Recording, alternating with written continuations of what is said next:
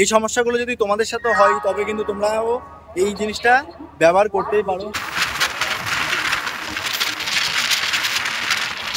আমি আমার এই ট্রেনের টিকিটটা ক্যান্সেল করতে চাই এবং আমি অন্য ট্রেনে যাবো, তো পুরো টাকাটাই রিফান্ড চাইছি। তো কি করে এই জিনিসটা করবো?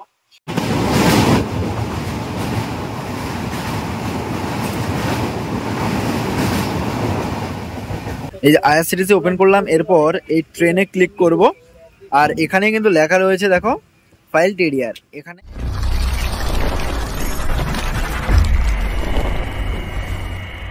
গুড মর্নিং, কেমন আছো তোমরা সবাই? আশা করবো খুব ভালো আছো, সুস্থ আছো। নতুন একটা ভিডিও, তার মাঝখানে কিন্তু অনেক কিছু ঘটে গেছে। তো এইগুলো জানার জন্য প্রথমে কিন্তু আমাদেরকে যেতে হবে ফ্ল্যাশব্যাকে, তবে আমরা কোথায় থেকে মূল জার্নি শুরু করেছিলাম এবং মাঝপথে আমাদের কি কি অসুবিধা হয়েছে সমস্ত কিছু তুলে ধরছি। তো ফ্ল্যাশব্যাকে আগে যাওয়া যাক।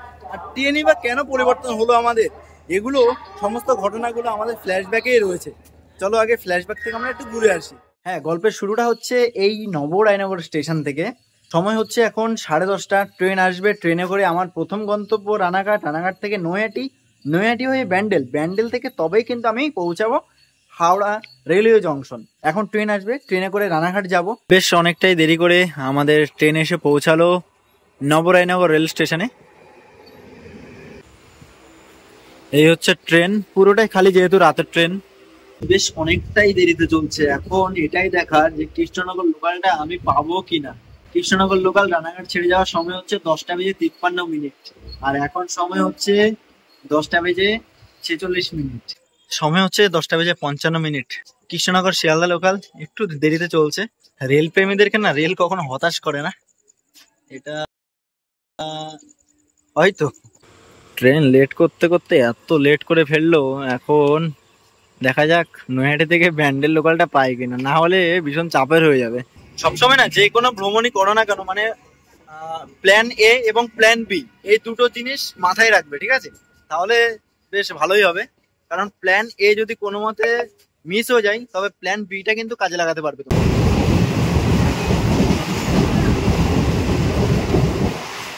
এখন আছি ব্যান্ডেল রেল স্টেশন, সময় 1:49। একটা আপডেট পেলাম, ঠিক আছে? দেখো টিকিট আমার কনফার্ম, আর রানিং স্ট্যাটাসে যখন আমরা ক্লিক করব, দেখো শিডিউল টাইম করে দিয়েছে সকাল 10টায় ছাড়বে, ঠিক আছে?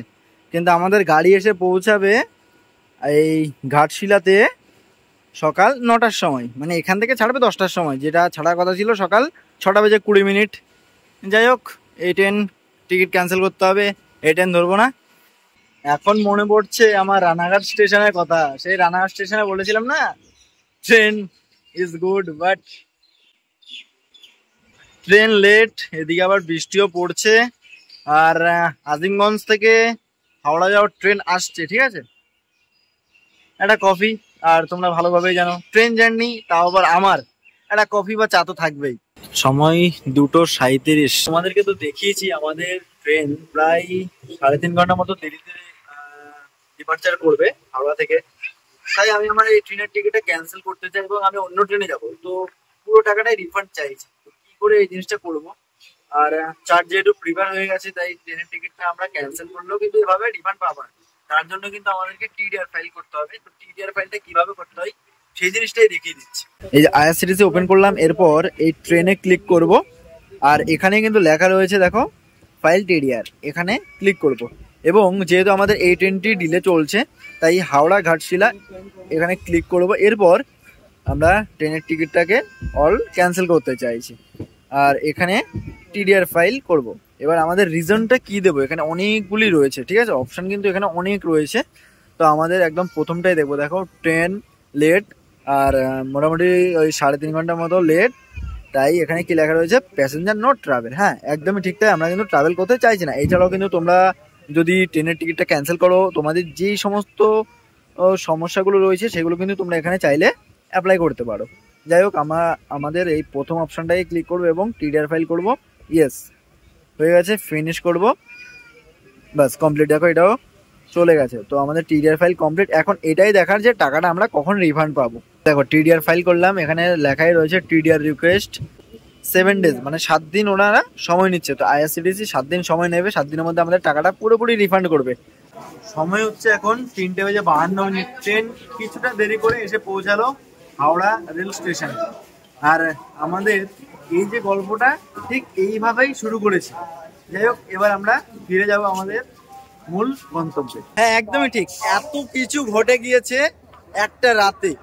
এরপরেই ফাইনালি আমরা এই ট্রেন ধরলাম। অনেক সমস্যা হলো, জানি না এই টাকাটা এখন রিফান্ড কবে পাবো। এই সমস্যাগুলো যদি তোমাদের সাথে হয় তবে কিন্তু তোমরাও এই জিনিসটা ব্যবহার করতেই পারো। যাই হোক, আমাদের এই ট্রেনে জার্নি করবো। আমাদের বেশিক্ষণে জার্নি না, ঠিক আছে, মোটামুটি ওই 2 ঘন্টা 43 মিনিট মতো আমাদের জার্নি রয়েছে, না 52 মিনিট মতো জার্নি রয়েছে আমাদের এই ট্রেনে করে। আমরা 9:30টায় পৌঁছাবো এবং তোমাদেরকে ঘাটশিলাটা ঘুরিয়ে দেখাবো। যাই হোক, ট্রেন ছাড়ার টাইম তো রয়েছে 6:35। তবে এখন 6:প্রায় 38 মিনিট হয়ে গেছে। ট্রেন এখনো কিন্তু ডিপার্চার করেনি এই হাওড়া রেল স্টেশনের 22 নম্বর প্ল্যাটফর্ম থেকে। ট্রেন দাঁড়িয়ে রয়েছে 22861 সান্তাবাজি ইস্পাত এক্সপ্রেস। আর এই ট্রেনেই আমার কোচ হলো D6। তোমরা যদি কলকাতা থেকে একদম অল্প খরচে কোথাও ঘুরতে যেতে চাও তাহলে কিন্তু ঘাটশিলা যেতেই পারো। আর এর জন্য সকালবেলার যে ট্রেন সেটা হচ্ছে বারবিল জনশতাব্দী এক্সপ্রেস। তবে যেহেতু ট্রেনটা রিশিডিউল করলো তাই বাধ্য হয়ে এখন এই ট্রেনটি দিয়ে আমাদের জার্নি করতে হবে। আর এই যে আমাদের ট্রেন, ঠিক আছে,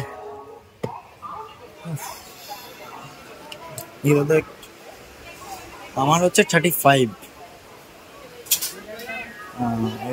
সময় হচ্ছে এখন 6:57। ফাইনাল ডিপার্চার করলো 22 নম্বর প্ল্যাটফর্ম থেকে হাওড়া স্টেশনের। ট্রেন কিছুটা দেরিতে চলছে। আর এই লাইনে না, মানে মেন লাইন, এই চেন্নাই মেন লাইনে ট্রেন বেশ কয়েকদিন হলো দেরিতে চলছে, কারণ লাইনে কাজ চলছে। এই হচ্ছে হাওড়া। টাটা, বেশ কয়েকদিনের জন্য।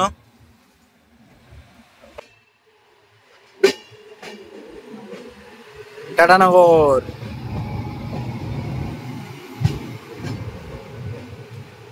ক্রিয়াওগা এক্সপ্রেস, হাতিয়া হাওড়া এটা। হ্যাঁ, এই দেখো হাতিয়া হাওড়া।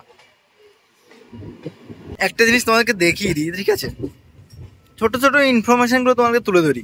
এ দেখো 20-22-94, 20 মানে 2020 সালে কিন্তু এই এলএসবি কোচটা তৈরি করা হয়েছিল, ঠিক আছে। তো চলো সকাল সকাল একটা ট্রেনের ঝিল থেকে শুরু করি আমাদের এই সুন্দর পর্বটি। Train number 18410 Puri Shalimar Shri Jagannath express আসছে। তার সাথে কিন্তু আমাদের এই ট্রেনের ঝিং হবে এবার।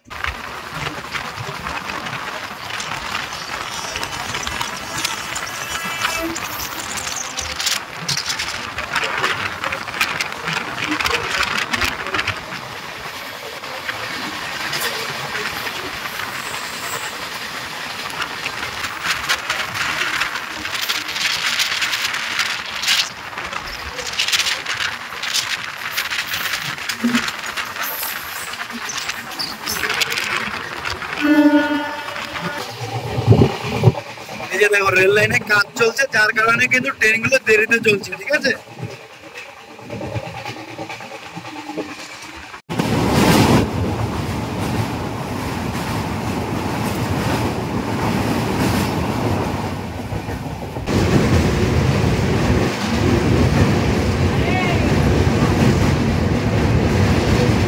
ট্রেন নাম্বার 12151 সম্পর্কসাতা সুপারফাস্ট এক্সপ্রেস।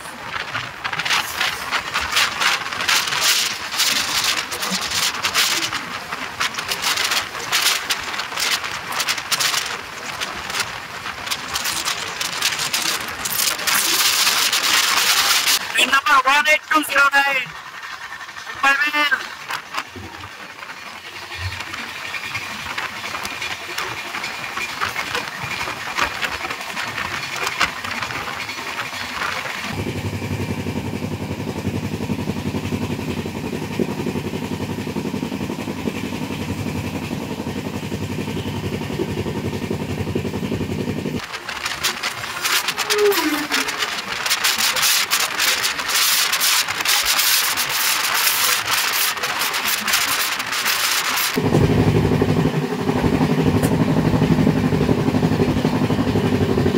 হাওড়া থেকে ননস্টপ 116 কিলোমিটার যাত্রা সম্পূর্ণ করে ফাইনালি আমরা এসে পৌঁছে গেছি খড়গপুর জংশন। আর খড়গপুরকে কেন জংশন বলা হয়, এখান থেকে দুটো ইম্পর্টেন্ট মেন লাইন, একটা হচ্ছে চেন্নাইয়ের মেন লাইন, একটা হচ্ছে মুম্বাইয়ের মেন লাইন, দুটো মেন লাইন চলে যাচ্ছে। এছাড়াও মেদিনীপুর হয়ে লাইন চলে যাচ্ছে।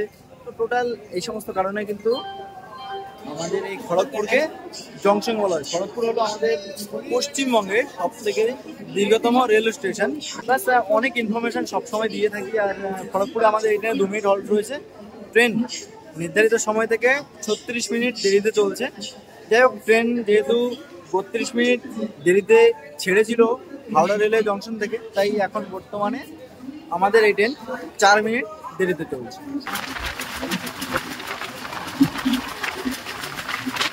খড়গপুর থেকে 6টা ইন্টারমিডিয়েট স্টেশন এবং হাওড়া থেকে 154 কিলোমিটার যাত্রা সম্পূর্ণ করে আমরা এসে পৌঁছেছিলাম ঝাড়গ্রাম।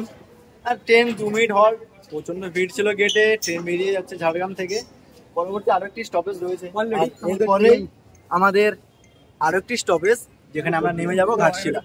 যাই হোক, এখানে অনেক কিছু দেখার জিনিস রয়েছে, বন থেকে শুরু করে আরো অনেক প্রাচীন প্রাসাদ, সমস্ত কিছুই রয়েছে। হাওড়া থেকে 214 কিলোমিটার যাত্রা সম্পূর্ণ করলাম এবং আমরা এসে পৌঁছে গেছি আমাদের ডেস্টিনেশন ঘাটশিলা। এখানে এই ট্রেনের 2 মিনিট হল্ট। ট্রেন নির্ধারিত সময় থেকে প্রায় 10 মিনিট কম 1 ঘন্টা লেটে চলছে। ট্রেন বেরিয়ে যাচ্ছে ট্রেনের গন্তব্যে, আর আমরাও পৌঁছে গেছি আমাদের গন্তব্যে।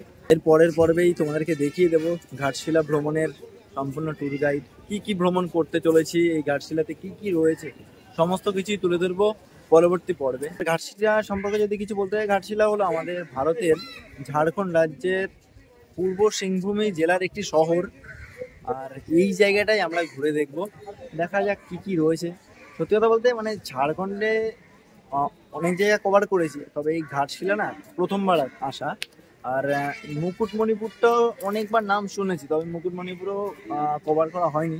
চেষ্টা করব এই এপিসোডে, মানে এই এপিসোড বলতে মানে আমাদের এই ট্রাভেলের সাথে টোটাল মুকুটমণিপুরটাকেও অ্যাড করার চেষ্টা করব। যাই হোক, এই ছিল আমাদের আজকের ভিডিওটি কেমন লেগেছে সেটা অবশ্যই জানাতে ভুলবে না। যদি ভালো লেগে থাকে চ্যানেলটাকে তো লাইক করবেই। ঠিক আছে, চলো আগে স্টেশন থেকে বাইরে বেরিয়ে দেখি স্টেশনটা কতটা সুন্দর রয়েছে। पैदल चल के हम आगे बाहर तो बहुत रोद है, छाता नहीं आया मेरे साथ, घर में रह गया। তো ফাইনালি বাইরে বেরিয়ে এসেছি, তবে প্রচন্ড রোদ। বাইরে অটো রয়েছে। এই হচ্ছে ঘাটশিলা রেলওয়ে স্টেশন। তো কেমন লাগলো তোমাদের এই ভিডিওটি যদি ভালো লাগে থাকে লাইক কমেন্ট শেয়ার এবং চ্যানেলটাকে সাবস্ক্রাইব করে রাখবে। পরবর্তী পর্বে তোমাদের সাথে কথা হচ্ছে, আর ওই পর্বেই শেয়ার করব তোমরা ঘাটশিলাতে কি ভ্রমণ করবে। দেখো, ঘাটশিলা হলো এমন একটা জায়গা, একদম অল্প খরচে তোমরা খুব সুন্দরভাবে ঘাটশিলা ভ্রমণ করতে পারবে এবং কলকাতা থেকে মাত্র 3 ঘন্টা দূরত্বেই রয়েছে এই ঘাটশিলা। যাই হোক, দেখা হচ্ছে নতুন পর্বে। ভালো থাকবে, সুস্থ থাকবে, নিজের খেয়াল রাখবে। জয় হিন্দ।